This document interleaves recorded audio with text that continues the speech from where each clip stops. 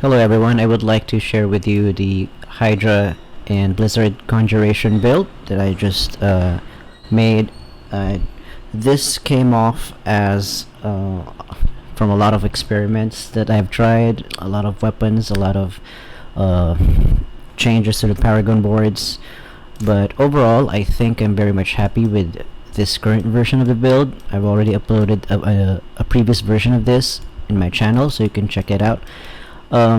But basically this build is pretty much good so far. I've been running T100s and have been doing Duriel with this. Haven't tested Uber Lilith with this, but I think it will do decent damage. You would just have to go through the mechanics, unlike the Ball Lightning or any other powerful builds that the Sorcerer has this season. So first off, I would like to clarify a few things before I start. So this build requires pretty much these two uniques right here, the X-False Corroded Signet and the Talrasha's Ring. Although you can go without these two, but you can definitely feel the dip in damage because the Conjuration, most especially HYDRA, is not really that powerful compared to last season, wherein it actually scales with the enemy's HP as opposed to the weapon damage, which is now what's happening currently in the game. So what most people don't really know on how to scale this, it's mostly based off of this particular aspect, but technically it's gonna be mostly also on the what do you call this, all of these elemental damages that kind of like stack together. When you add these three, it gets multiplied within the Conjuration damage, which I can show you later on the Paragon boards. So in a way, for us to scale Conjuration better, we need to buff these damage elements right here. Basically it's fire, lightning, and cold. The other things don't really matter, but all these three gets added to our Paragon boards and later on to our overall damage as well. So first off, let's go to the skill tree before we get onto the gear. So excuse me. So 2 points in any of the basic skills. You have 1 point here in Potent Warding and 3 points in Devastation, which I can also explain later why we need somehow extra mana, or you can actually go for Potent Warding if you don't feel like playing that way. Basically it also still requires you to like spend your mana, which I'll explain later. So you have your Flame Shield here. You can even add more 2 points here, but in most cases I don't feel like I need to use these 2 points anymore. It depends on your playstyle, but you can adjust points as you need them.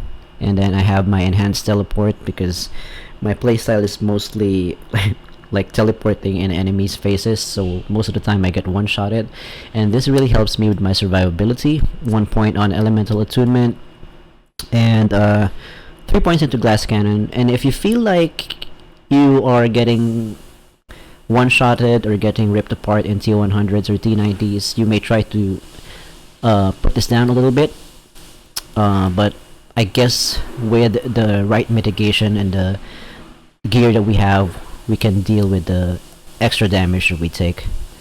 Of course, 12 points into HYDRA, or max points into HYDRA. We don't have I have a Shaco, but you can use it too, but as much as I can, I want to showcase the build without this unique, because I know that not everyone has this at this point of the game, but at least you have to get the X-False. So I mentioned that because in terms of like points with the other Conjuration skills, the +4 there also helps with the damage of your Ice Blades and your Lightning Spear as well.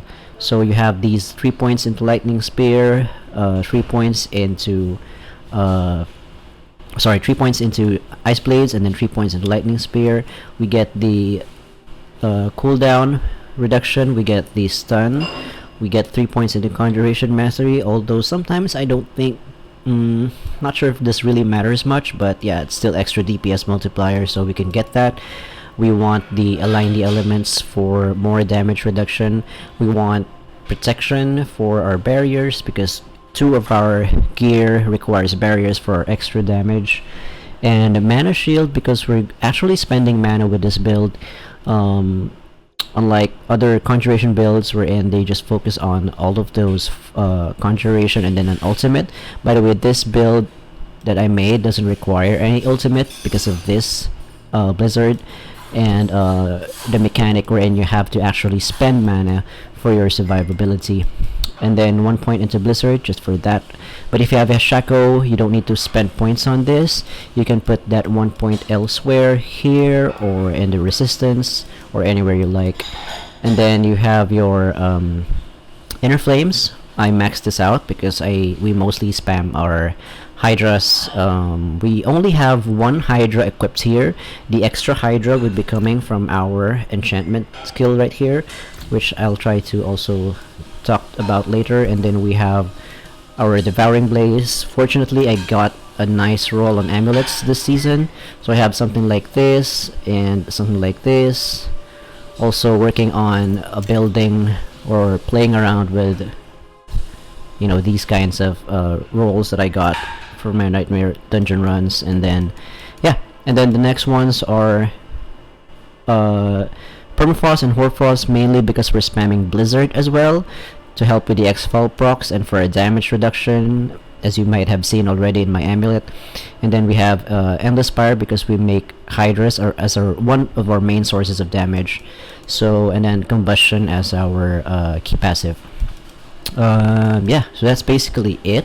For our vampiric powers, we need to take Ravenous for the extra attack speed, Prey on the Weak.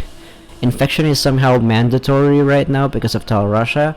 And then Flowing Veins and Accursed Touch for more vulnerability, and it synergizes well with Prey on the Weak.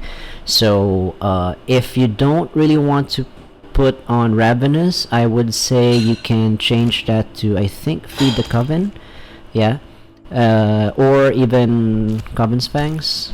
But of course you're not going to be having all of those blood packs for those, or vampire packs, whatever you call it, for that matter. So we have what let's put that back. So this is our vampiric powers, and for our gear it's pretty much straightforward. We need as a requirement, we need like our armor or damage reduction on our helm if we don't have the Shaco, because the Shaco provides like 20% damage reduction apart from the +4 to all skills and the cooldown reduction and stuff. But we just need the armor and then +4 to Hydra.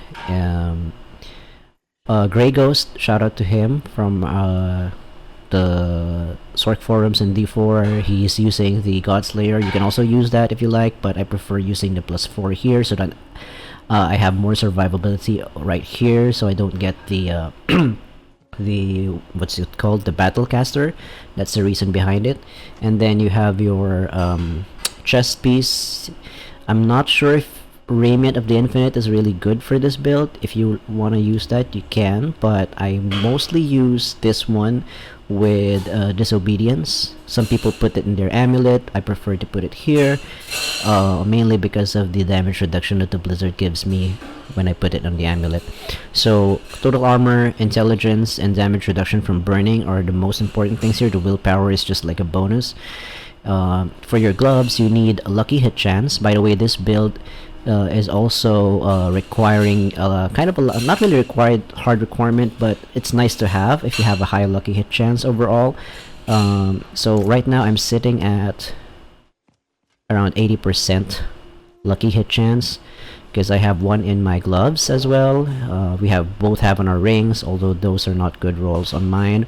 We have our Tibolt's Will for our extra damage and our unstoppable procs. We can play around also with not having Isu's Heirloom here, but I just get it mostly for the critical damage to help our DOTs and of course overall damage. I think you can also use Penitent Greaves for the multiplier for the freeze or for the chilled damage, you can also use that. Or if your Paragon board uses like the damage reduction to frozen or damage reduction from chilled enemies, that is also very helpful. The mana cost reduction is not really mandatory here on your boots. You can even use a rare boots if you like, that has like Ghost Walker aspects, or what's it called, the Flame Shield boots, wherein you can pass through enemies and you can immobilize them for 1 second, something like that. You can also use that. And you have your weapon here, your one-handed staff. I have tested so many aspects for this.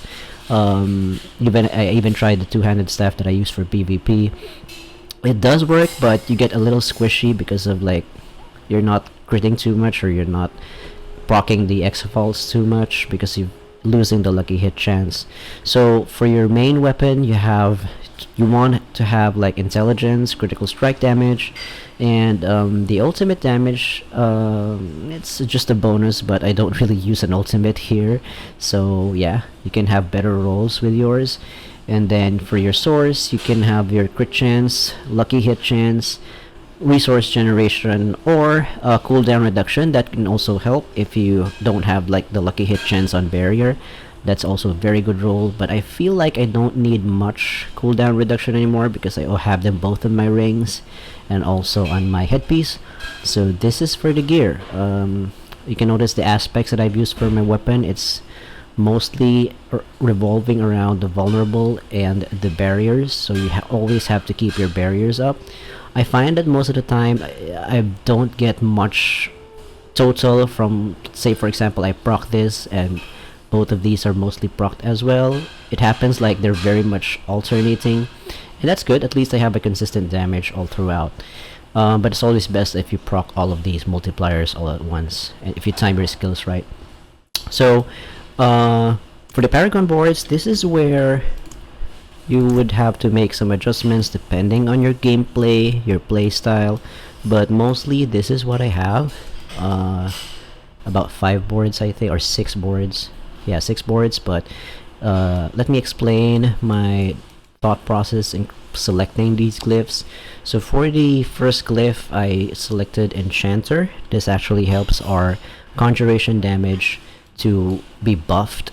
Let's say if you notice our elemental summoner, we have a current bonus of around 30% or 29 on mine. If we remove this, I think we can see a huge reduction of damage there.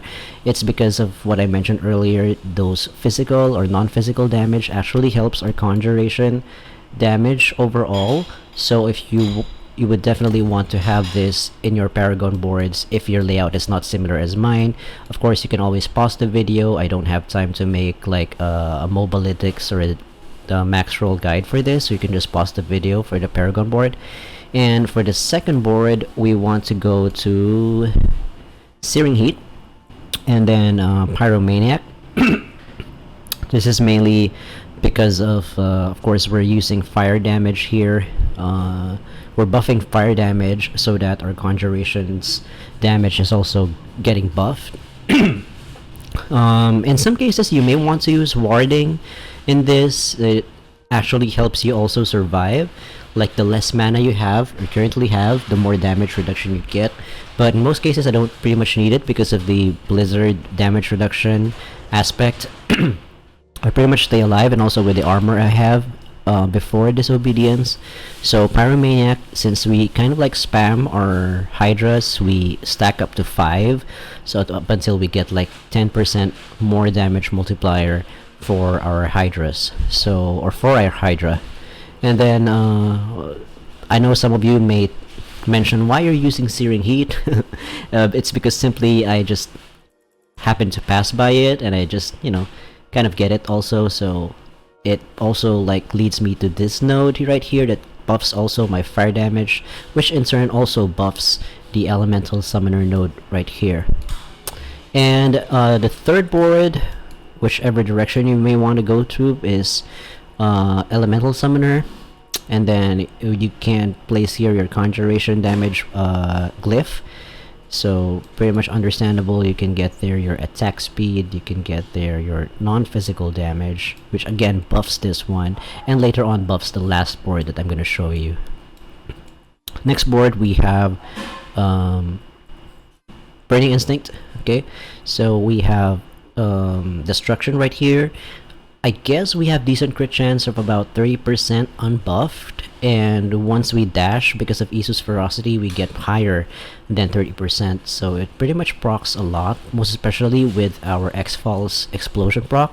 This also very much helps everything die instantly, because most of the Conjuration skills lack AoE damage, and X-Falls is really like a good requirement for that. It's like a mini Barber for this season, if I'm not mistaken. And then you have this for Elementalist.